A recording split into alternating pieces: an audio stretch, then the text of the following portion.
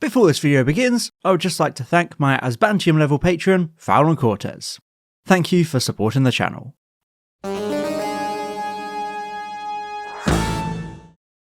Doctor Who, Pokemon.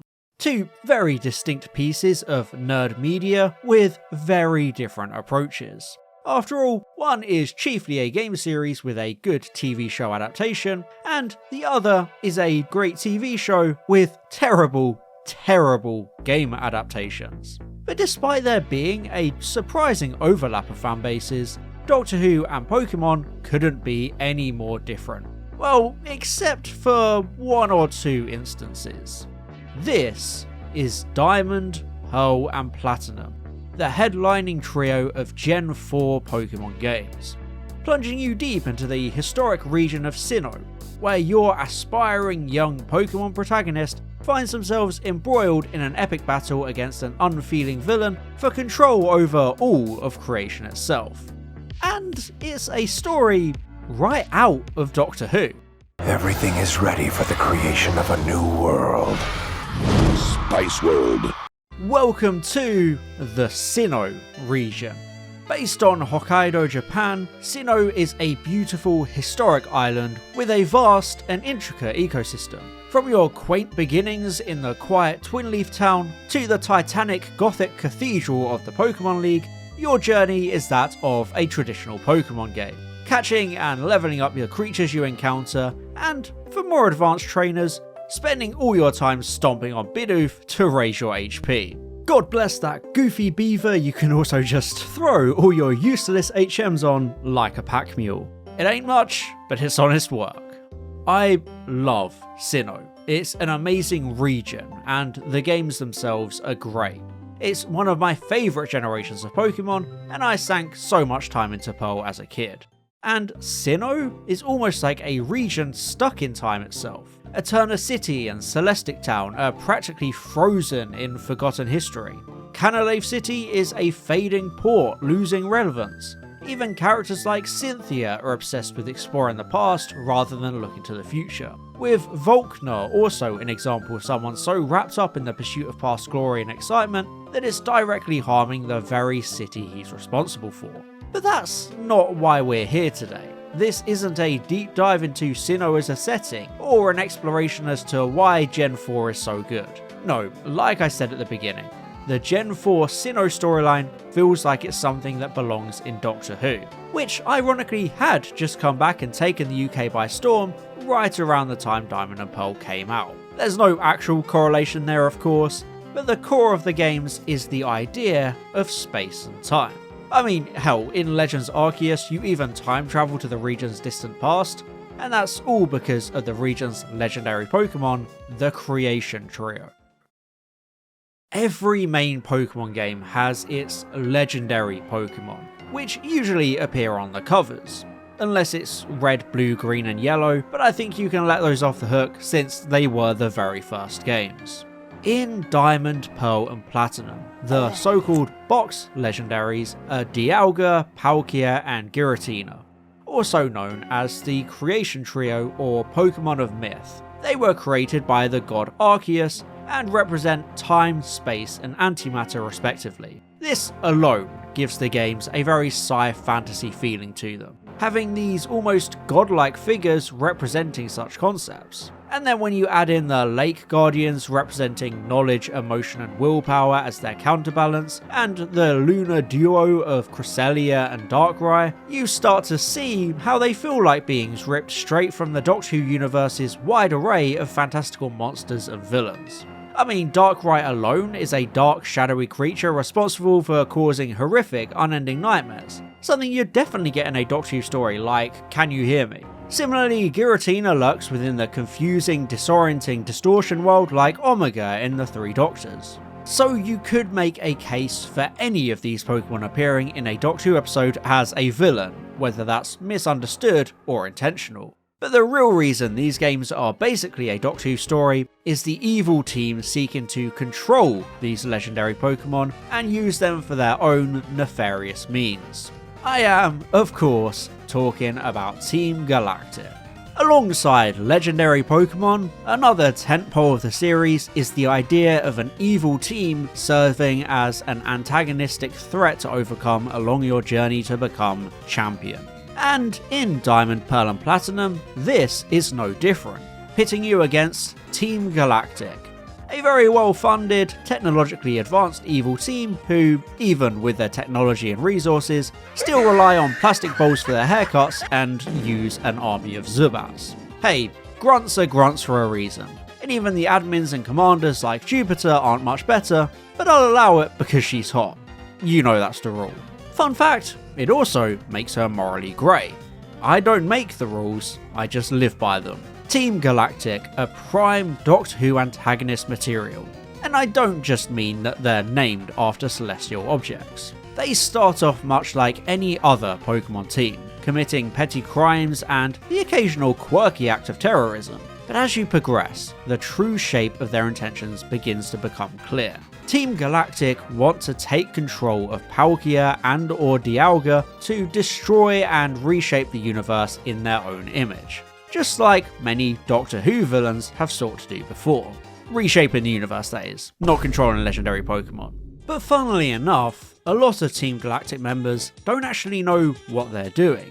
They're just being grunts reveling in those petty crimes. The true visionary is their leader Cyrus, who is basically the whole reason this video exists. Cyrus was born and raised by abusive parents in Sunnyshore's City, and it's said he was a smart but asocial student who preferred spending time with machines instead of people or Pokemon. But here's the kicker. Because of this childhood neglect and his lack of experience with love or friendship, it's Cyrus's belief that emotions are the source of all problems in the world, that the human spirit is weak and tainted. Only the complete removal of emotions and spirit can stop strife and allow logical cooperation and unity. Hence, him wanting to take control of reality itself and reshape the universe as its controller or god. A universe without those emotions, negative or positive. And where have we heard that before? Oh yeah, only one of Doctor Who's most iconic monsters, the Cybermen. Yes, introduced all the way back in 1966's The 10th Planet, the Cybermen are a race of humanoid cyborgs noted for their complete lack of emotion, as they seek to turn all life into unfeeling machines like themselves. They're a direct response to the rapidly developing technology of the 20th century and real fears about robots taking over, a cornerstone of sci-fi even to this day. And possibly my favourite part of the Cybermen is how they're seen as inevitable, and have multiple different origins that all coexist because of this idea of parallel evolution, where any advanced species like this will reach the point of becoming Cybermen one way or another, no matter the time or the place. And it's my belief, therefore, that Cyrus would absolutely, unequivocally create Cybermen to reach his end goal if he was in the Doctor Who universe.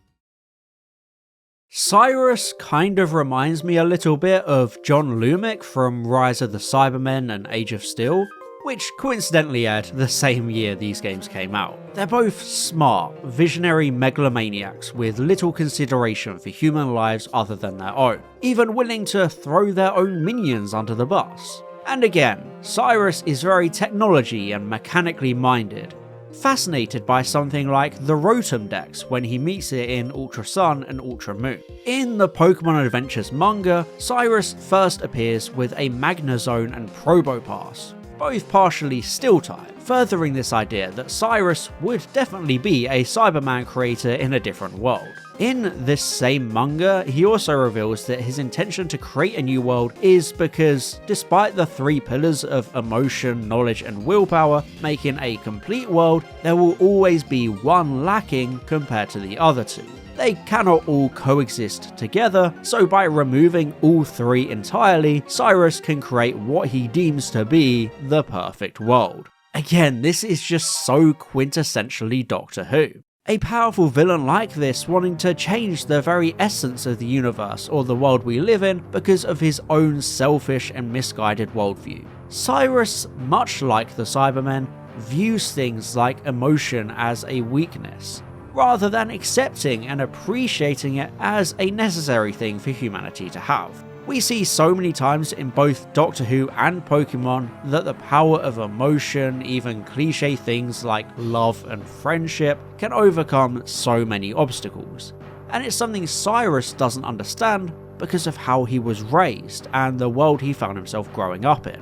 He's a bit of a tragic villain who, in the manga, sees the error of his ways and resolves to become good, even if in the games he just vanishes.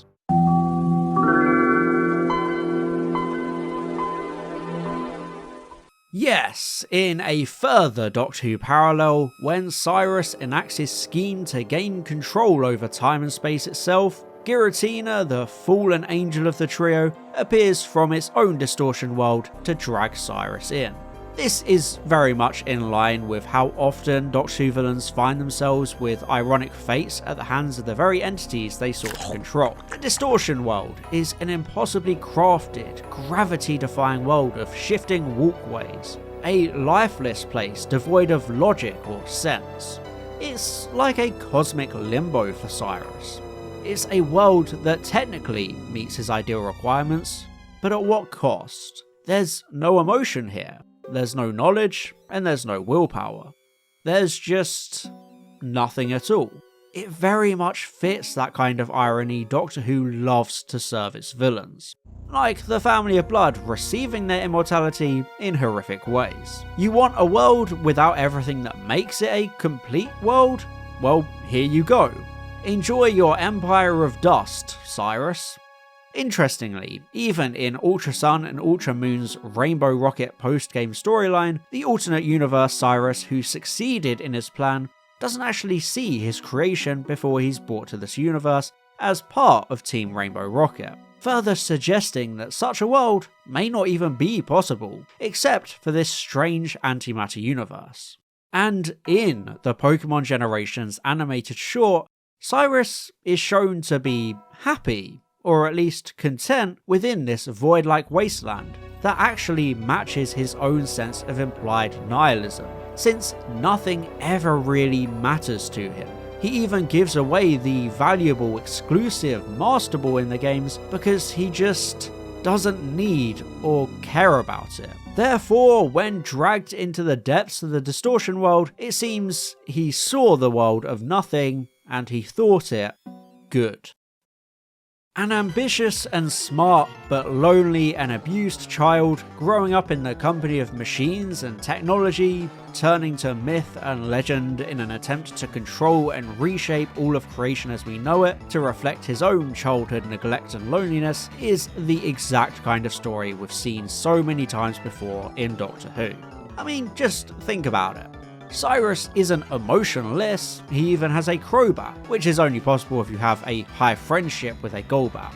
Although maybe he just found the world's most evil Golbat that just loved him. Instead, Cyrus resents and laments the vulnerability he blames emotions for giving him, making him want to strike out against these very elements of life itself. He wants to be emotionless, and it tortures him that he can't be. It makes Cyrus and his evil team perfect foil for Doctor Who. A franchise where time and space are controlled and held in a careful balance by higher beings we cannot possibly begin to understand, let alone control ourselves. Oh, well, unless you're an 11-year-old with a fancy little ball, of course. But you know what I mean. The combination of the Creation Trio and Cyrus as a villain pushes Diamond, Pearl and Platinum beyond sci fantasy and into that familiar realm of Doctor Who.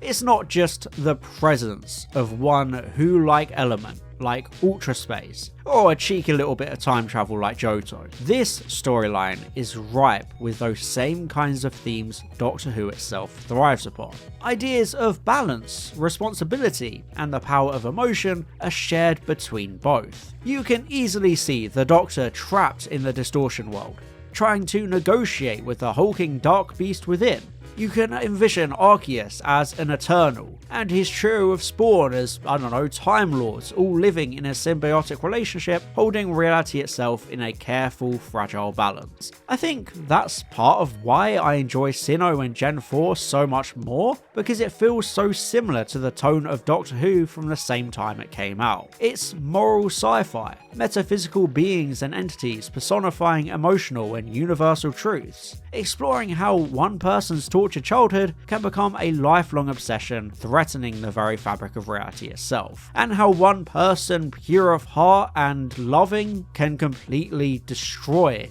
that plan. That's liquid Doctor Who, it's just the essence of the franchise, and I think that's fantastic.